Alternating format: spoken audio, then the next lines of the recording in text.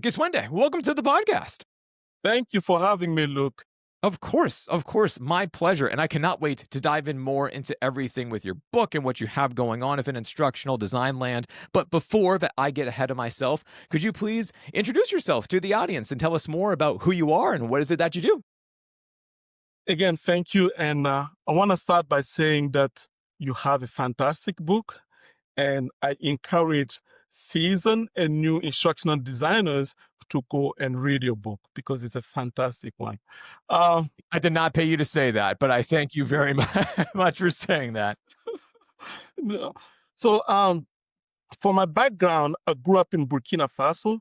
It's a French-speaking country in West Africa, where my father was a university professor, and he studied abroad in England, and that sparked my dream also to study abroad. But my journey to studying abroad was not easy. I was first rejected from Ohio State University because I didn't understand the application process in the United States. But I kept on going, and I was accepted at West Virginia University, where I taught French as a graduate teaching assistant, and I also earned two master's degree, one in French and foreign languages, and the other one in healthcare and in public and healthcare administration. Sorry. With the dream to work for NGOs or nonprofit companies, but unfortunately, that did not work. I couldn't secure a job in those sectors. Then my wife suggested that I look into instructional design. At that time, I had no idea what instructional design was. So I'm glad that I listened to her, and that shifted my whole career. And I went and then earned a PhD in instructional design. And then I realized that that PhD actually combines my love for teaching, uh, technology, and also learning. So today I am a learning designer at the Guise College of Business at the University of Illinois Urbana-Champaign. I have over a decade of experience working with great universities like the University of Nebraska, Lincoln, Notre Dame, and Purdue. I enjoy working with faculty to design courses that are meaningful and impactful, but I also love working with my fellow instructional designers to try to find ways so that we can support one another. And that's what led me to write the book, The Instructional Designer's Guide to Project Management. Awesome. Well, thanks for sharing. So now the fact that I just learned, but you can also speak French, the only French thing that I can say that is still embedded in my head, by the way, is because of a 90s television commercial that was called, was it Muzzy, that was trying to teach kids how to speak? And I remember I kept on seeing this commercial every single time about this little girl who was saying like, Je suis la jeune fille, for like, I'm a little girl, was like in the commercial, which I think is what it roughly translates to. And that's still in my head. Like even now, at 37, I can still remember that commercial. So I have no idea if I said that correctly, but of course I had to share that. The other thing, though, how did your wife know about instructional design? Mhm.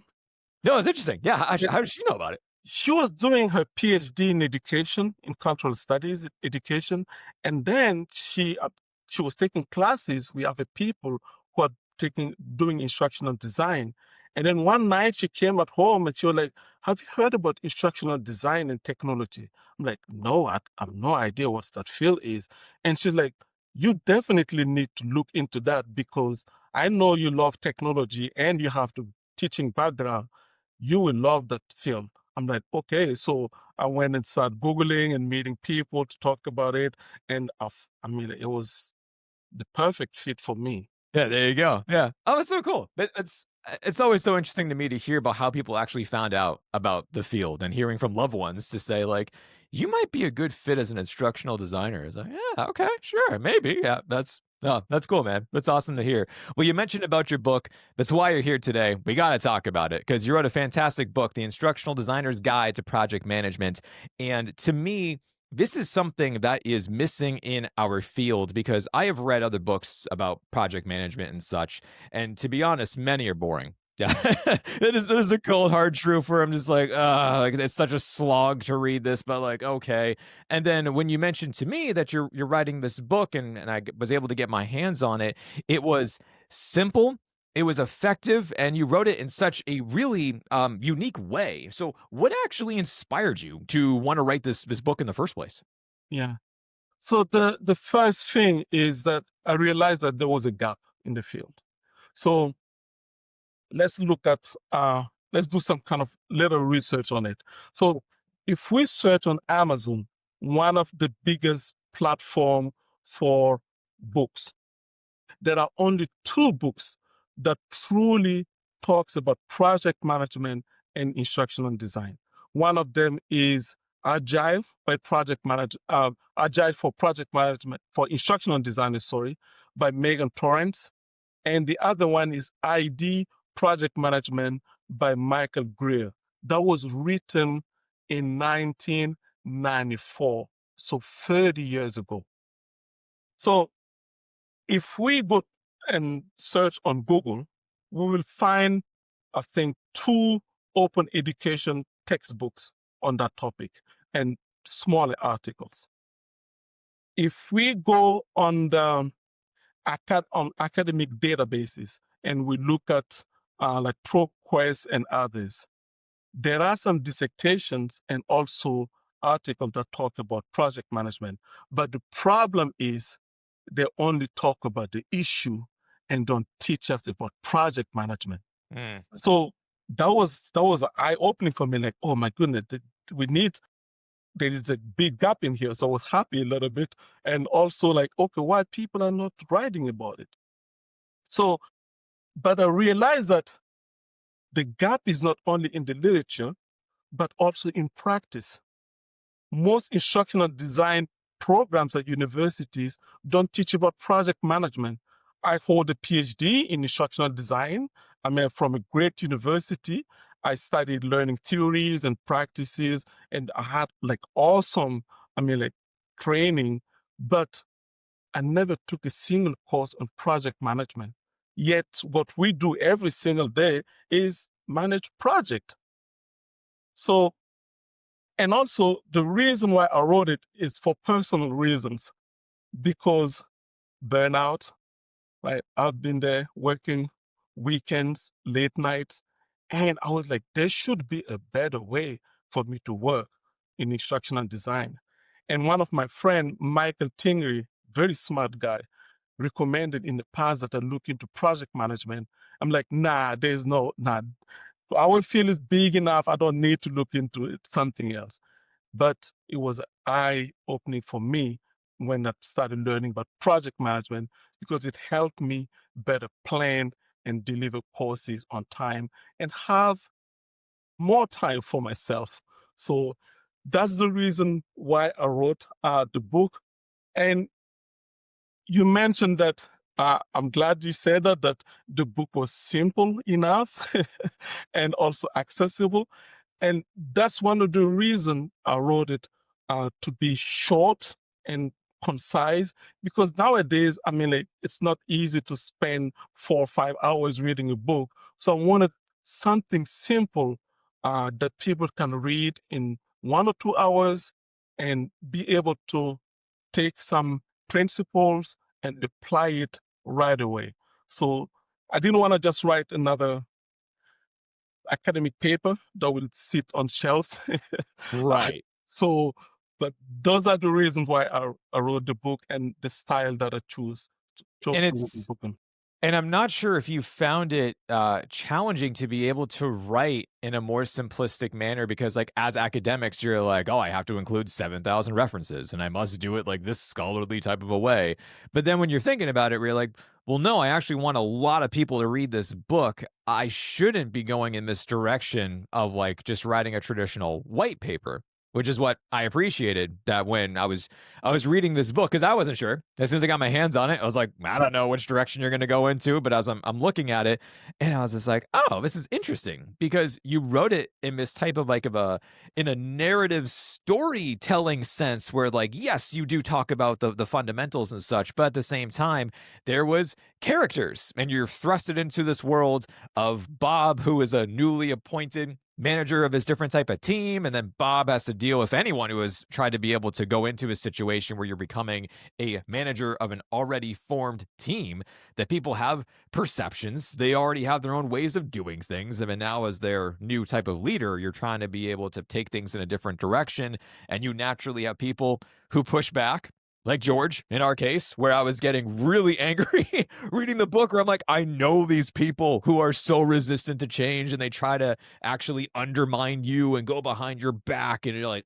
those people do exist. But I love how you wrote it in that type of style. What made you want to write it actually in a way of like a real story that's so unique? I haven't seen that from like anything else in instructional design land. Yes, yes. Yeah, thank you.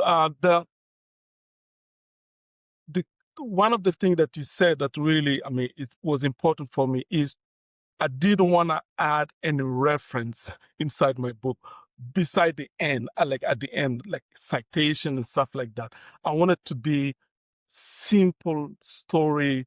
Even the first part, which is kind of a little bit about the psychology and stuff like that, I didn't want to cite directly inside, but people can go to the references and see the different books and articles that I use.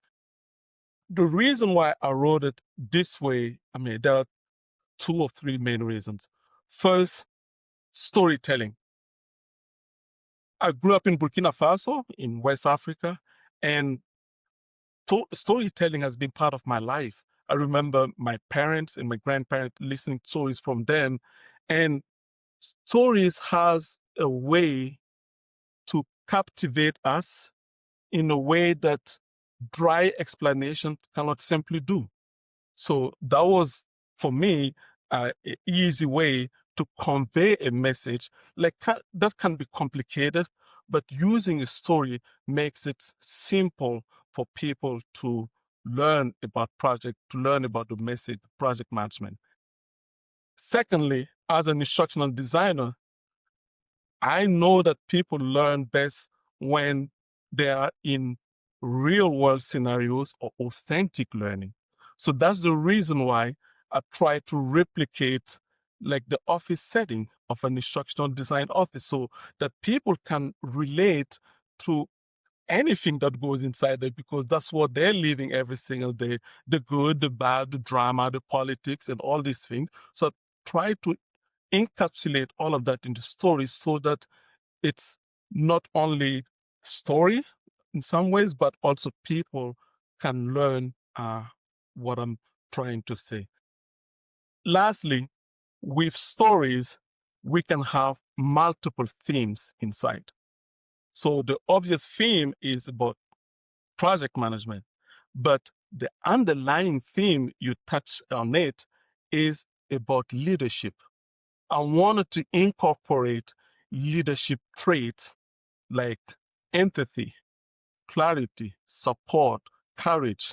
And those are traits that instructional designers need because, as we know, we sometimes lead without title, right? So we need to know those traits to be able to be good leaders when we are designing online courses or when we are designing courses. It's it's not even sometimes we lead without title. It's all the time. It's all the time we lead without title. Especially for working with, tenured faculty and for very senior stakeholders and everything. It's it's always that type of an uphill challenge at times for things. So it makes plenty of sense from that type of perspective. So let's talk about project management, as this is literally the theme around your book. When I think about project management and what I've kind of like perceived over the years is that it's almost kind of seen as like a nice to have, if you will. which is really crazy when you think about, because to me there are really five pillars of instructional design, if you will. Is that like what makes up an instructional designer? Well, we know about learning science, we know about technology, research, relationship management, and then project management. Like to me, those are the five key things that what makes us who we are today.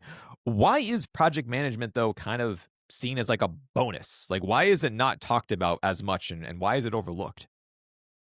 Yeah, that's a very good question. I think the first simplest answer is because our field focuses on teaching and learning, and our field is so big already. But so that anything outside of that field is considered bonus. That's what I realized. Second, I think project management is not part of our curriculum.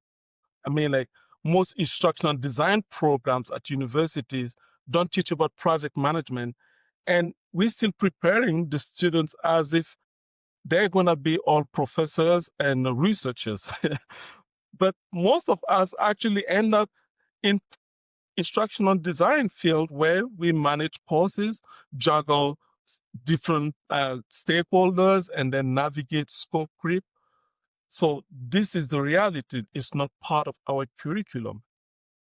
And lastly, it's overlooked because project management is misunderstood by instructional designers. And I was one of them. I used to believe that learning theories and practices were good enough. I don't need project management. I mean, like, why it's not taught in my curriculum? This is good enough. But what I realized is that project management opened my eyes to the project side of instructional design, which is different than instructional design because we have instructional design, RD, and all these theories. Then we have the project side that need to complement instructional design.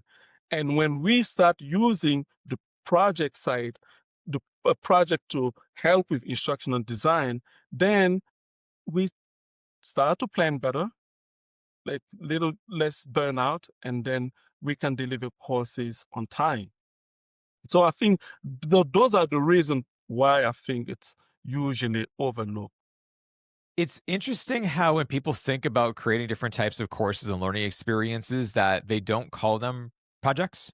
It's like, but you need to manage your project, which is this. Like, this is now your baby. You're going to work on this. For some of them, it could be years, depending upon what you're actually designing. And there's going to be pitfalls, there's going to be challenges, there's going to be potential budget issues or pushing things back for your timeline. Like, I don't know. It's the same as what you were just saying, that when I was studying about instructional design, project management kind of never came up. And then you get thrusted into the role and you're like, oh, I'm managing people. I'm managing projects. Like, okay, this is not just talking about all the things that I thought I was going to be diving on into. It's much more in this type of manner.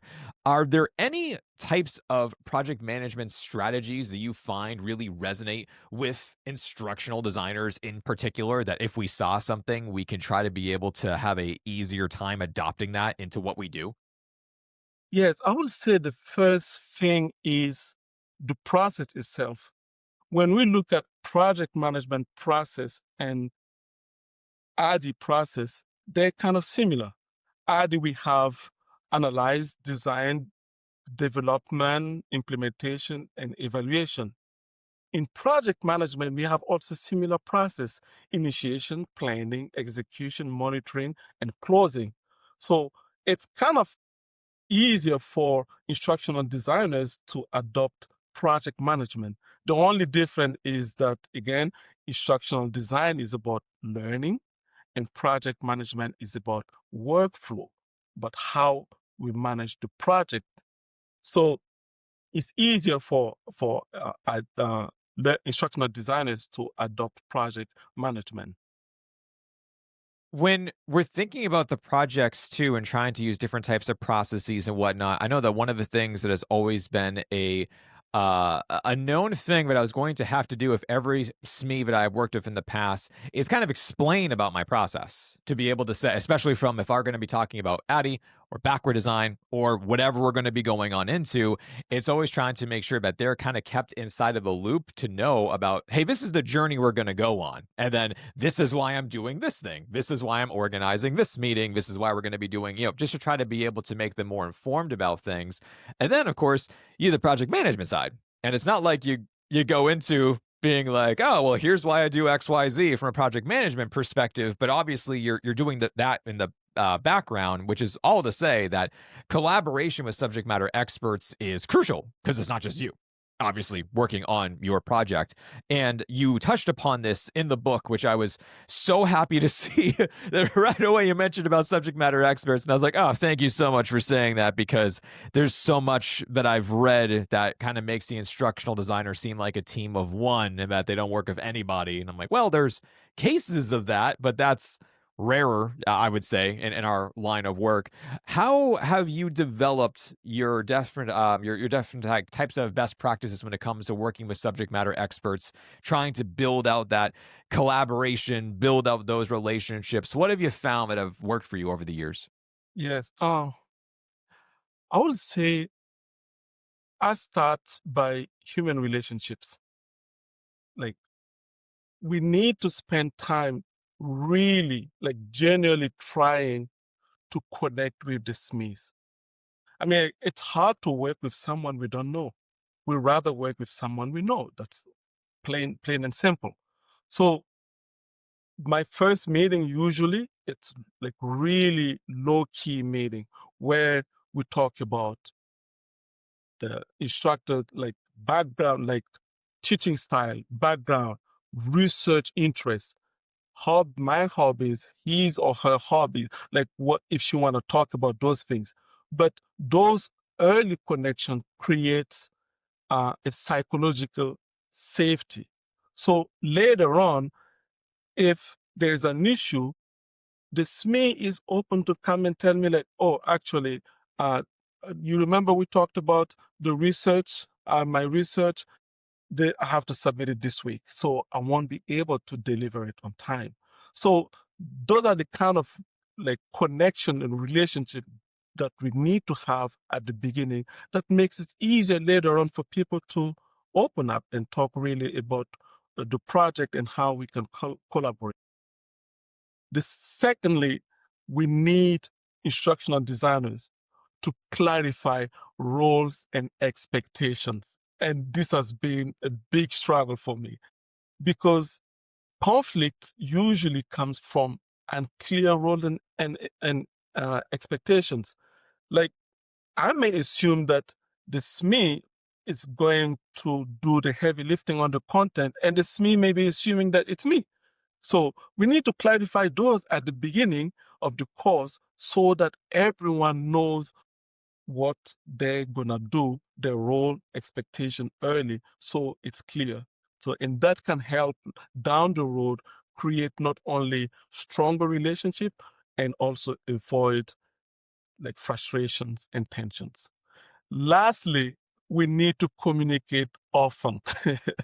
I say that because I've been there. Sometimes I know the due date and then I wait like on the due date, like the due date of the content, and then I message the SME, hey, the content is due today, or you should have sent me the content a couple of weeks ago. And then I mean like it's tough. So what we need to do is send like reminders to send, I would say, check-ins. Like it doesn't have to be something like super long. I'm just messaging to see how you're doing on the content and those kind of things.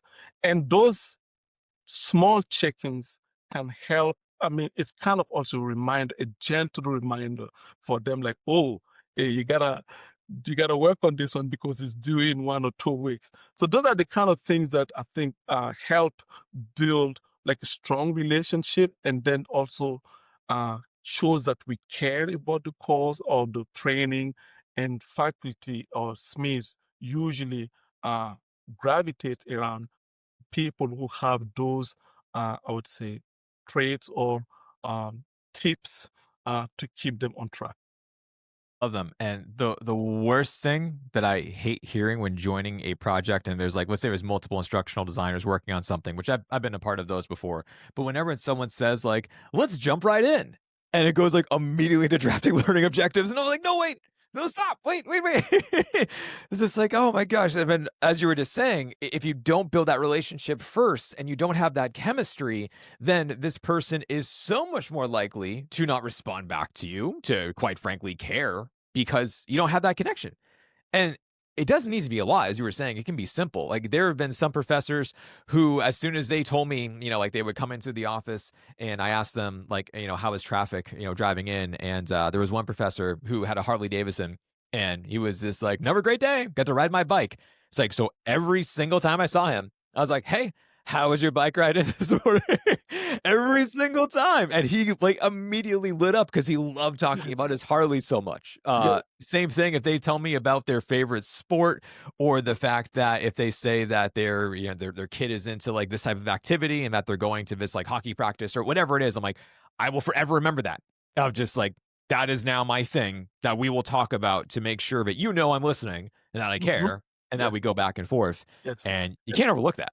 yes, the like your example all like made me think about another example that I have. Like recently, I was working on the course. Actually, I'm working on the course now, and the faculty loves tennis. So we talk about U.S. Opens, and then he's like, "Oh, actually, one of the cases in the course can be about U.S. Opens," and he's doing like just the conversation of getting to know each other, like led to actually an assignment that is applicable because now there's the the US Open just finished, but it's still, like a good topic to talk about.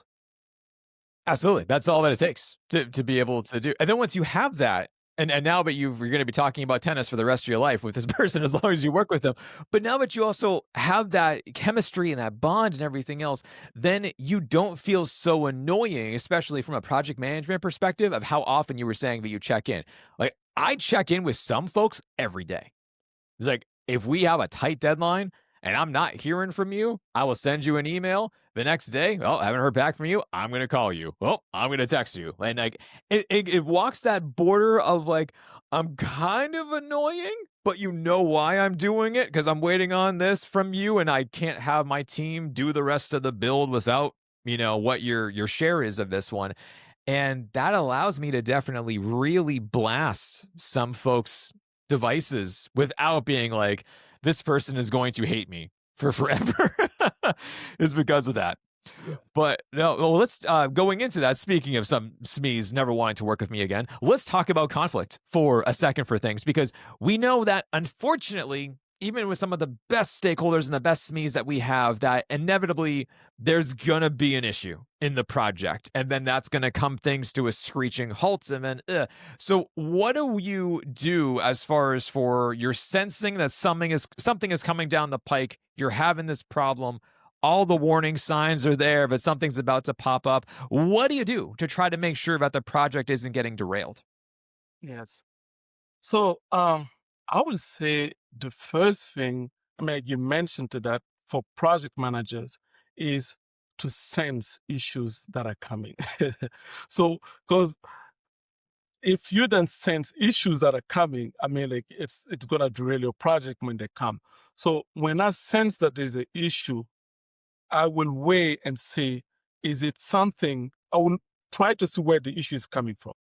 If it's coming from the SME, do I need to have an open conversation with it? Or sometimes the issue may be me, myself, right? So how I'm communicating with the faculty may make them not want to do something for some reasons, right? Or the issue may be internal within the team that I'm managing because like in my case, for example, we have graphic designers, we have videographers, and all these people. So we need to assess the issue and then also look at how we're gonna do it. We can use differentiation, for example. Try to figure out what's the the key issue before jumping into conclusion. That's what I call by differentiator. So sometimes the issue can be masked with a lot of things around. But until we peel all the layers and find the source of the issue, we won't be able to resolve it. And once we have that, now it depends on the type of relationship we have with the faculty. Sometimes we don't have a good relationship. It can be, we're going to have to walk the tough line communication and then be like, oh, true that we don't have a relationship, but we still need to talk about it and like man up and then just talk about it. If we have a good relationship, like as you said, hey, simply email can resolve the issue, or we can also jump on the call. But I think most of the time, not I think, having also a call is easier than just emails, because we know emails can be misunderstood or interpreted different ways. Or if we have like a meeting with the design team, so these are also opportunities for us to talk about uh, issues in a gentle way, not blaming. One thing also I would say is blaming others. That's easy route that we can all take, but it's asking questions when there's an issue. I feel that it's easier for me to ask like, oh, let's assume that the issue is about content not being delivered, attention. I'll be like, did we give you enough time to develop the content?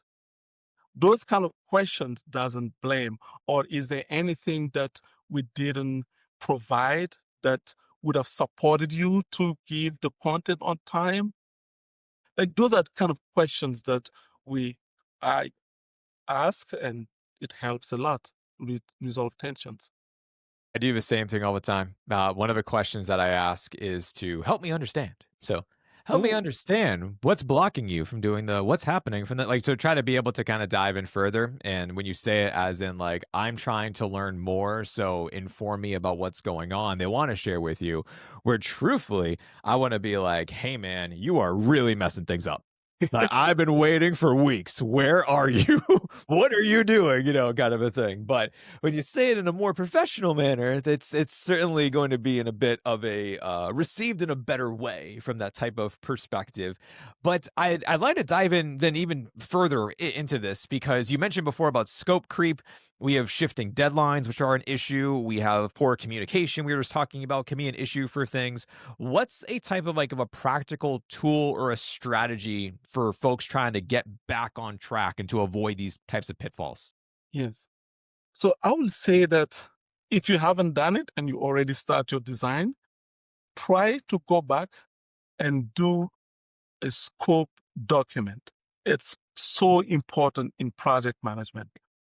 The scope, I mean, like scoping document. The scoping document serves kind of like the blueprint. It includes stakeholders. This is so important. We need to know who are the key people that can move the project forward or not. So I made that mistake in the past, designed a course with a SME and didn't check with the program director. And then at the end, the program director was like, nah, this is not what I expected from the course. And what happened? The course didn't get launched.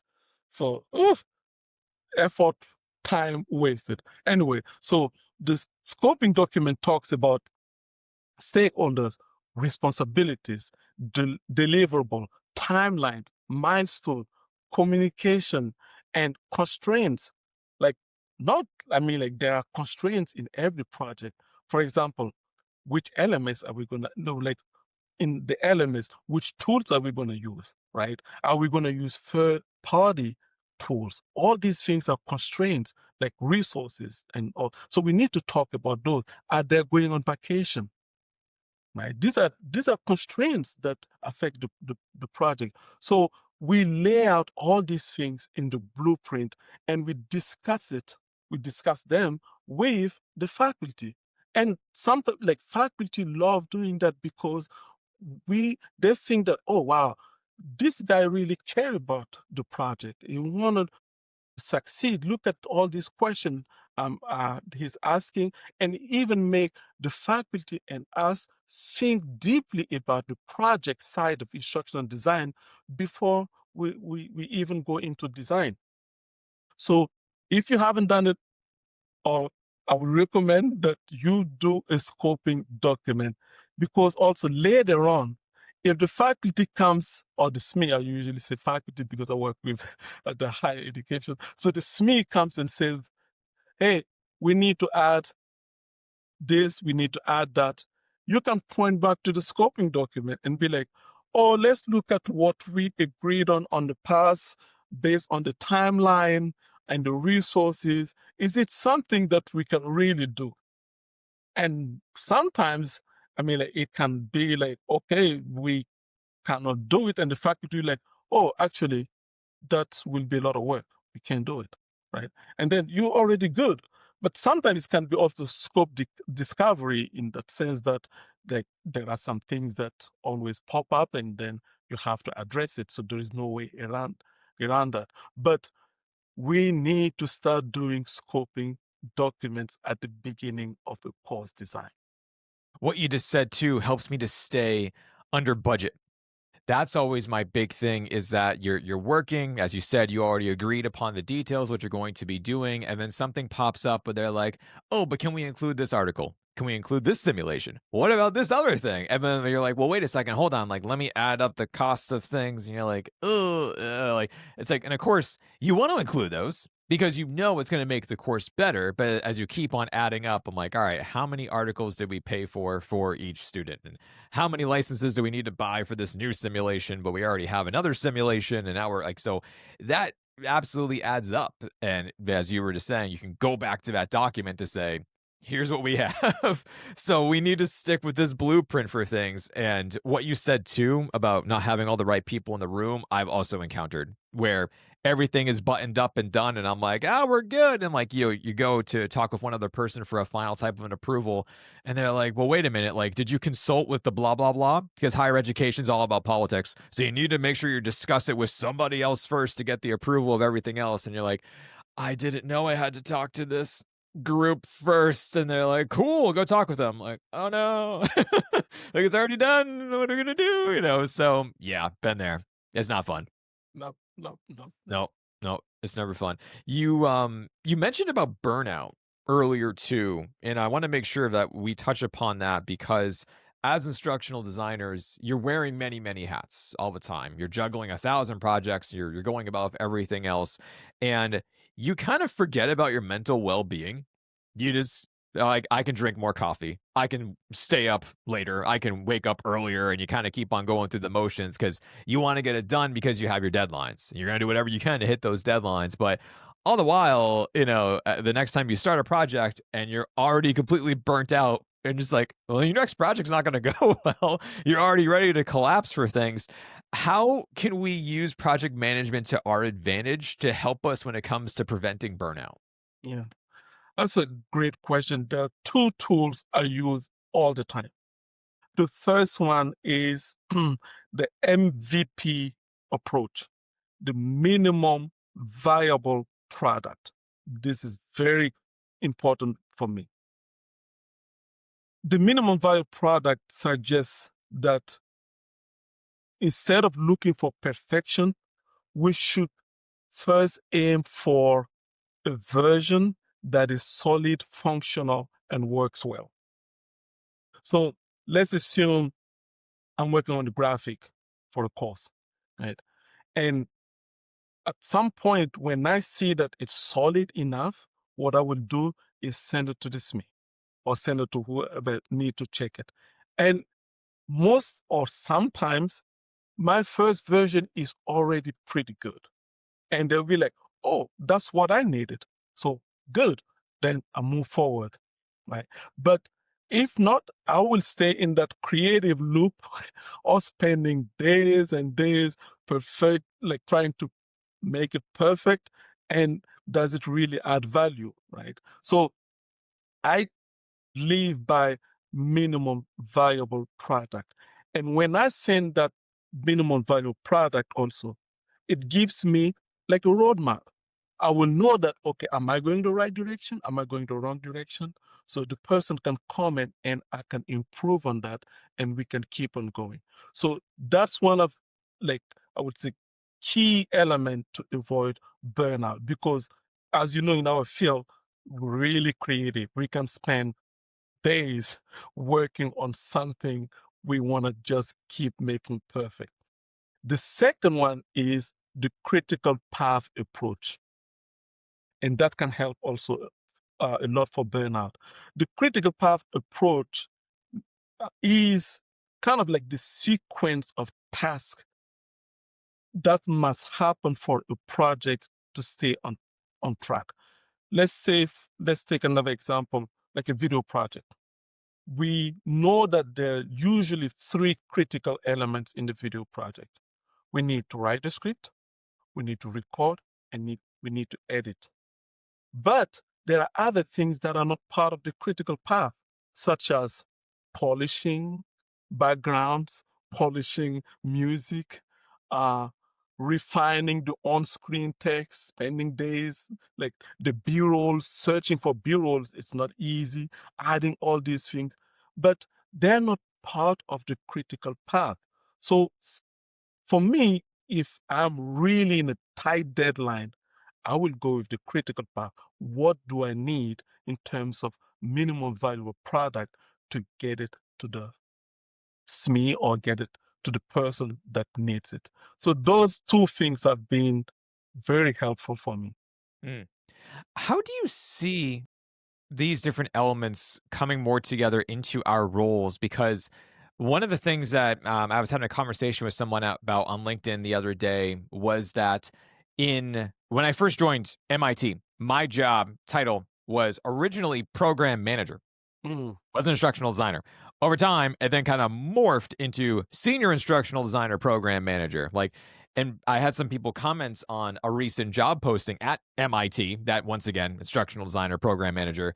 And people were kind of like, why? You have two titles in one. Like they're different because you need to be able to focus on X versus Y. But also keep in mind too that neither of those are project manager program manager because you would manage and oversee the program, onboarding, the hiring, the rerunning, the maintenance, the development, the blah blah blah. So it's kind of interesting, and I'm curious from your perspective as we keep on thinking more about the future in our ever changing world of instructional design. Is project management going to have more of an emphasis in what we do? Is it going to evolve? Is it gonna? Where do you think this is going to go for our field? I think we'll do a lot of more project management. And the reason is also because of AI. Ah, of course, of course. Because like uh, project project management in those, like, in terms of managing having instructional designers and stuff like that, but also project management instead of course design, because we will be able to, I mean, like now, even now, we're able to make courses a little faster because the scripting and all these things, videos can, I mean, like AI is helping a lot on that. So we will have, I think, lesser, hopefully not, less instructional designers, but more portfolios to manage because Mm. of what AI is now enabling us to do. So we will we will have to manage more courses and be more like a portfolio managers of wide range of courses. That's where I see that our field will be moving towards a lot. That's interesting. Have you tried using something with AI to be able to create like a different type of a scoping document compared to like what you're doing right now to be able to see like what it generates for you from the start? Yeah. Yes, I've tried, and I mean, it keep on getting better, and it's sometimes amazing what comes out. I mean, we still need the human element to be able to correct a lot of things, but honestly, sometimes it's amazing what we can get. So even, I mean, like, to add that, like, I work with people in the video side, and what they can do with videos nowadays in a short amount of time, what they can produce is amazing.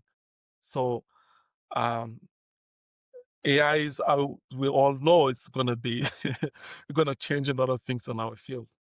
Yeah, and definitely want to make sure to emphasize once again the need of humans. We're not getting replaced by robots anytime soon. For all you who are freaking out right now, Right. uh, but it can definitely kickstart things. I mean, I even think about if I have. So let's say that you and I are developing a new course together that's starting on October 1st, and we want to be able to have a timeline as far as for like here is our runway, and we have so many different types of deadlines and deliverables that comes with figuring out like the blueprint, the kickoff call, then making sure to have like let's say the different types of learning outcomes done, the objectives, and then like module like 1, 2, 3, 4, 5, 6, the assessments. Like we have all these different types of pieces and patterns and whatnot that we can incorporate that into using something like with ChatGPT to be able to say, here's all of my elements. Create for me a timeline of we're starting it on October 1st and it's launching on on December 1st. Like let's go create it for me. And like and again, and of course you don't need to use it, you can manipulate it, you can edit it, whatever. But if you have that, as opposed to when I first started, where I just had like a billion Excel spreadsheets, and I'm like, okay, how am I going to make this work? I'm developing 3 different courses right now. I got like 7 different faculty, and like it's so it can give you a helping hands. They really can. Totally, you spot on. I mean, like I use it every day for my project, and it- as you said, I mean, I can combine later on, look at the timeline, and use my human judgment and be like, oh, that won't be done in 1 week. I would need 2 weeks to do that. But I mean, it will do 50 to 75% of the heavy lifting for us. Yeah, yeah. It's it's getting more and more helpful by the day, that's for sure. Yes. Well, I would be remiss if I didn't ask about I wanted to hear your thoughts around like the leadership elements because clearly there's a strong emphasis on leadership. You mentioned about that in the book, and then clearly when you read the book, and if you haven't yet, definitely go down to the show notes to be able to go and find a link to the book. But one of the things that as you're reading the journey of Bob and going through in this and seeing about all the struggles of being a first time leader and trying to lead with grace and empathy and not want to like throw things at people for undermining you and all those things. Like there's a strong emphasis on leadership in your book that does tie into how a project does get managed and how it is successful and the team is successful and things like that. And you've been doing this for a while too. What is your advice for up and coming designers who are entry level, who have been doing this for a little bit and they want to grow into a leadership role or go from a senior instructional designer to that next type of a level? What is your piece of advice for folks in our field to grow? I will selfishly say, buy and read my book first. Sure. Fair enough. Fair enough. Because yeah, but I mean seriously, I mean I'm not serious, but on the other side, um, as you said, the book has a central figure, which like who is Bob, and what I try to do is Bob is kind of like the dream leader, if we look at it, because he has almost, I would say, all the great characteristics for a good leader, like compassion. You mentioned a lot of them. And those are the traits that if we want to move up ladder, that we need to have.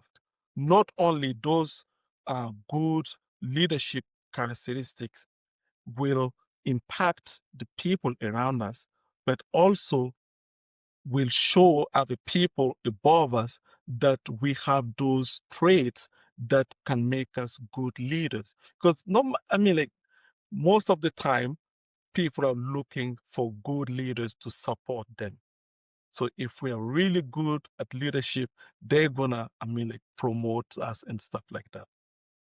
And the second piece I will say is if we look at most leadership instructional design positions, there is a huge component of project management. Sometimes it's 25, 50% because you're managing a project, you're managing people and stuff like that. So I will encourage people, go beyond my book and take courses on project management, certificates on project management. There are so many of them, right? And then deepen your knowledge on project management, because also at the end of the day, project management is not only for instructional design, but it's for everyday life. It's a everyday life skill. I use now when I'm have a project at home, I think project management. I'm like, okay, what's the critical path?